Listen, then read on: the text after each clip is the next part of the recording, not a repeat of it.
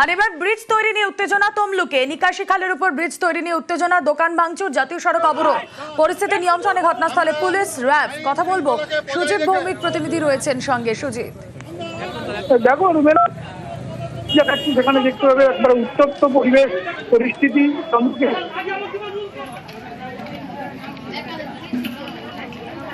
সুজিত শুনতে পাচ্ছ? নিকাশি খালের উপর ব্রিজ তৈরি নিয়ে উত্তেজনা, যে ছবি আপনাদেরকে দেখাচ্ছি, দোকান ভাঙচুর সঙ্গে জাতীয় সড়ক অবরোধ।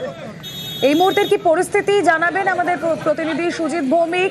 তার আগে যে ছবি আপনারা দেখছেন, পরিস্থিতি নিয়ন্ত্রণে ইতিমধ্যেই র্যাপিড অ্যাকশন ফোর্স ঘটনাস্থলে পৌঁছেছে, বিশাল পুলিশ বাহিনী মোতায়েন রয়েছে।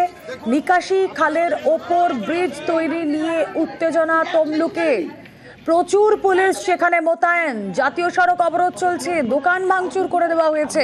কথা বলবো, সুজিত ভৌমিক রয়েছেন সঙ্গে। সুজিত, যেমন শুধু পুলিশ নয়, র্যাব বাহিনীও নামাতে হয়েছে। এবং দুপক্ষের মধ্যে প্রথমে বচসা বাগানুবাদ থেকে বাড়াবাড়ি শুরু হয় এবং গুরুত্বপূর্ণ মেটানো থেকে যে হলদিয়া যাওয়া জাতীয় সড়ক অবরোধ করা হচ্ছে। এবং তমলুকের রামতারকের ঘটনা, এই ঘটনা একটি সেতু বা করে স্থানীয় মানুষই বেসরকারিভাবে ওই ব্রিজ তৈরি করছিল, যা নিকাশির ক্ষেত্রে ব্যাঘাত ঘটবে বলে এলাকার মানুষের দাবি। তা নিয়ে তারা আসরে নামে। তারপরে দেখা যায় গোটা ঘটনা নিয়ে রুবেলা বচসা তর্কাতর কি হয়, কিন্তু তারপরেই দুপক্ষের মধ্যে সংঘর্ষও ঘটে।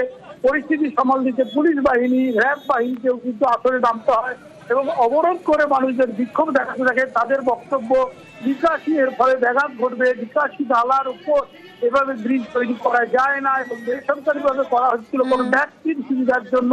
তাই রুমেলা মানুষজন প্রতিবাদ করেন। তারপরেই চেহারা সুন্দরবার কাণ্ড। ওকে সুজিত।